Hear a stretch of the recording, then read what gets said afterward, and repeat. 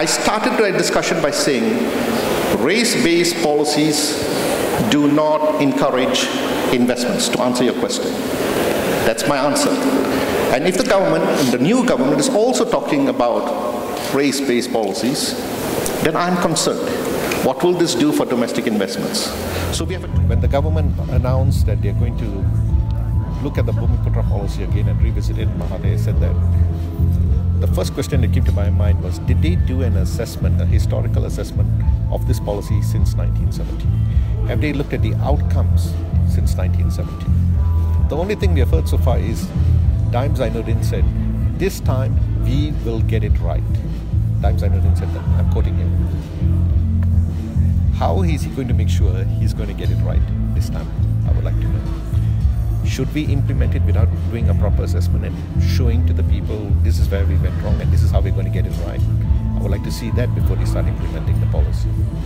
So are you saying that we need a better race-based or affirmative action policies, or just we should not have it altogether? I'm saying if you want to have it, we have to have a public debate on it, because my own argument is it has not been successful. Don't do it. That's my argument. Don't do it.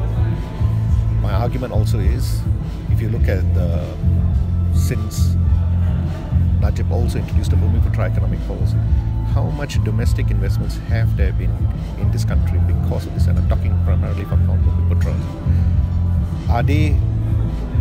Do they feel they can invest without fear?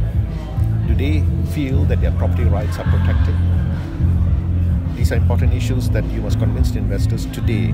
Look, you can invest without fear. We will govern in an open, transparent manner. Your property rights will be protected. Those are the issues that the government must answer.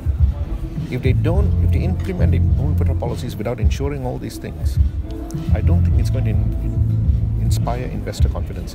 And at this moment, when we are trying to get the economy back on track, the first thing the government must do is inspire investor confidence.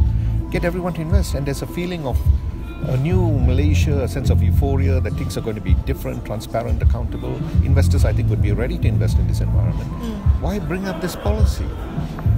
And now and scare investors again. I can't understand this. And why bring it up without doing a proper assessment of it first?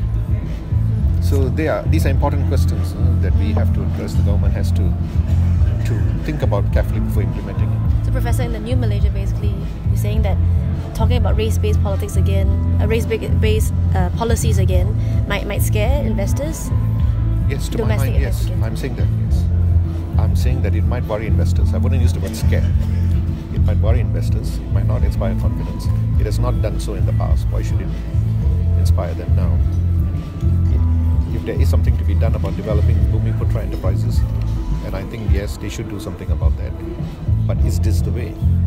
Let's sit down and talk about a proper policy in terms of how, if you want to talk about nurturing Bumiputra enterprises productively, let's look at that properly. But having said that, let me tell you this too. I want to qualify that by saying a new Malaysian Bumiputra middle class has emerged.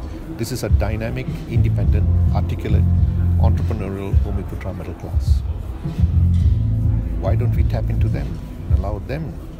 So there are a lot of issues here we have to look at carefully before we have to look at the structure of society. We have to look at who are these entrepreneurs available on the ground. And all this entails a lot of research. And that research has to be done before they talk about implementing this policy again.